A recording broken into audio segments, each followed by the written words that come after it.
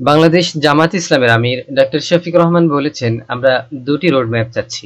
একটা সংস্কারের জন্য সেই রোডম্যাপে নির্দিষ্ট হতে হবে কি কি বিষয়ে সংস্কার হবে এবং কত দিনের ভিতরে সংস্কার হবে। সংস্কারের রোডম্যাপ যদি সফল হয় তাহলে দেরি না করে নির্বাচনী রোডম্যাপ দিতে হবে, কিন্তু প্রথমটা যদি সফল না হয় তাহলে দ্বিতীয়টি ব্যর্থ হবে। আমরা কোনো ব্যর্থ নির্বাচন চাচ্ছি না, আমরা একটা সফল নির্বাচন চাচ্ছি।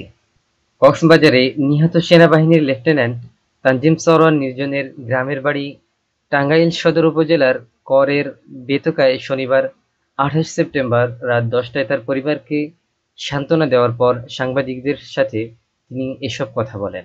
ডক্টর শফিকুর রহমান বলেন যে ডাকাত দল এই ঘটনার সাথে জড়িত, তারা ১ মাস আগে জামিনে বের হয়েছিল। এরপর তারা বিশাল একটি দুর্ঘটনা ঘটিয়েছে। এরকম আরো অনেকেই জেল থেকে জামিন পেয়েছেন। সরকারকে এগুলো দেখতে হবে। দেশ আমাদের সবার, কোনো দলের এবং ব্যক্তির নয়। এই দেশ ১৮ কোটি মানুষের। তাদের স্বার্থে যা করা দরকার সরকার সবই করতে হবে। শেখ হাসিনার প্রসঙ্গে তিনি বলেন, পালিয়ে যাওয়া কোনো ভালো জিনিস না। উনি চলে যাওয়ার পরে মাঝে মধ্যে টেলিফোনের কথা আমরা শুনতে পাই।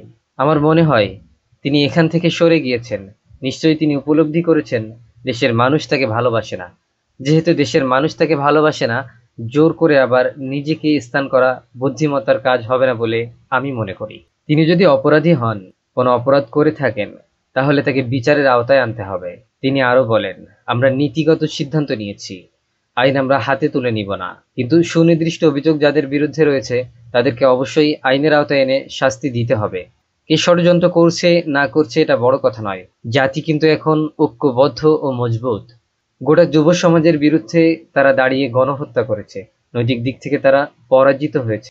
এখন তাদেরকেই মূল্যায়ন করতে হবে যে তারা রাজনীতি করার অধিকার রাখে কিনা। ডক্টর শফিকুর রহমান আরো বলেন, দেশের জন্য জীবন দেওয়া সবার সৌভাগ্য হয় না। তিনি সেনাবাহিনীতে জেনে শুনেই গিয়েছিলেন।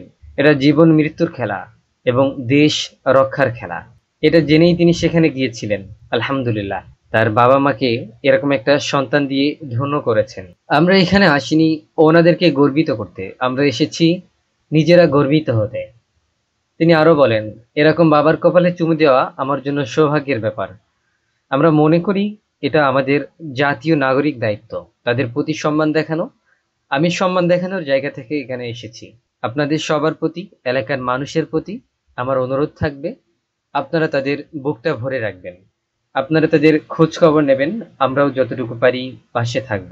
ডক্টর শফিকুর রহমান আরো বলেন, প্রধান উপদেষ্টা তিনি আমেরিকায় গিয়ে বলেছেন এই আন্দোলন ছিল একেবারেই পরিকল্পিত। আমি ওনার বক্তব্যের ব্যাপারে কোনো মন্তব্য করব না। আমি আবার নিজস্ব মূল্যায়নটা শুধু বলবো। সবার প্রতি আমার সম্মান আছে।